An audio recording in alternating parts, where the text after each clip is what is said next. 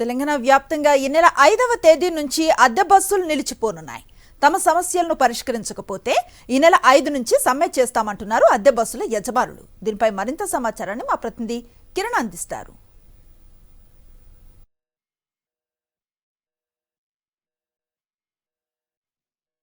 రాష్ట్ర వ్యాప్తంగా మహాలక్ష్మి స్కీమ్ అమలవుతోంది. కానీ అద్దె బస్సుల ఓనర్లు మాత్రం తమ ఏవైతే సమస్యలు ఉన్నాయో వాటన్నిటిని కూడా పరిష్కరించాలని దాదాపు 2-3 రోజుల నుంచి కూడా కొన్ని బస్సులన్నింటినీ కూడా ఇప్పటికే ఆపివేసినటువంటి పరిస్థితుల నేపథ్యంలో ఆర్టీసీ ఎండీ సజ్జనార్కు కూడా నోటీస్ ఇచ్చారు. ఈ 5వ తేదీ నుంచి తమ సమస్యలు పరిష్కరించకపోతే ఉన్నటువంటి అద్దె బస్సులన్నింటినీ కూడా పూర్తి స్థాయిలో తెలంగాణ వ్యాప్తంగా ఆపివేస్తామని కూడా ఒక అల్టిమేటం జారీ చేసినటువంటి పరిస్థితులు అయితే ఉన్నాయి.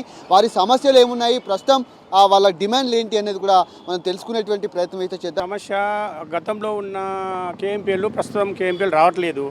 గతంలో మాకు 5.66 అట్లా ఒక బస్సుకు వచ్చేది, వాళ్ళు అలాట్ చేసిన కేఎంపీఎల్ అది. ప్రస్తుతం మాకు 4.55 వస్తుంది. ఈ మహాలక్ష్మి పథకం ద్వారా గతంలో 40 మంది, 50 మంది, 60 మంది ఎక్కేవాళ్ళు ఇప్పుడు 120 మంది వరకు ఎక్కుతున్నారు. నాకు ఓవర్లోడ్ కావడం మూలంగా ఆ కేఎంపీఎల్ పోయింది.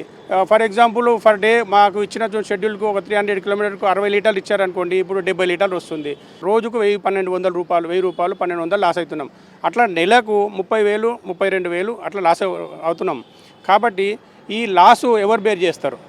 నెక్స్ట్ ఇంకోటి ఏంది, మాకు ఇన్సూరెన్స్ వచ్చేసరికి 44, సిటీకి వచ్చేసి 44, పల్లెవేలు ఎక్స్ప్రెస్లకు 56 అట్లా ఉంటుంది.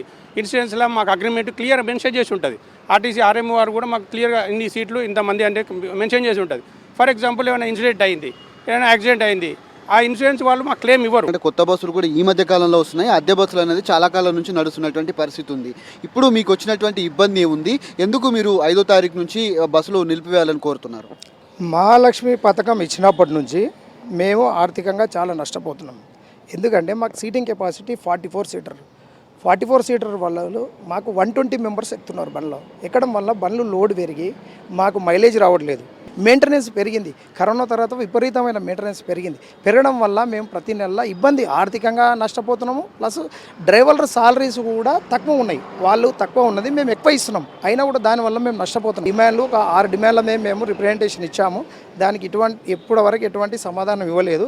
కాబట్టి 5వ తారీఖు నుంచి మేము సమ్మె చేయాలని రాష్ట్ర వ్యాప్తంగా పిలుపునిచ్చినాం. ఇది వారు చెప్తున్నటువంటి పరిస్థితి కనబడుతుంది. ముఖ్యంగా ఆర్టీసీకి సంబంధించి కేఎంపీఎల్ ఏదైతే ఉంటుందో రెగ్యులర్గా వచ్చేటువంటి కేఎంపీఎల్ కంటే చాలా తక్కువగా వస్తుంది. ఎందుకంటే మహాలక్ష్మి స్కీమ్ ద్వారా ప్రయాణికుల సంఖ్య పెరుగుతుంది కాబట్టి వచ్చేటువంటి ఇన్సూరెన్స్ కూడా క్లెయిమ్ కాకపోయేటటువంటి అవకాశాలు చాలా వరకు ఉంటాయి. ఈ నెల 5వ తేదీ వరకు కూడా డెడ్లైన్ పెట్టాం కాబట్టి ఖచ్చితంగా ఆర్టీసీ అధికారులు కూడా దీనిపైన దృష్టి పెట్టి తమ సమస్యలు పరిష్కరించాలి. లేదంటే మాత్రం ఖచ్చితంగా సమ్మెకు దిగుతామని కూడా అద్దె బస్సుల ఓనర్లు అయితే చెప్తా ఉన్నారు. కెమెరామెన్ ముత్యంతో కిరణ్, సాక్షి టీవీ, హైదరాబాద్.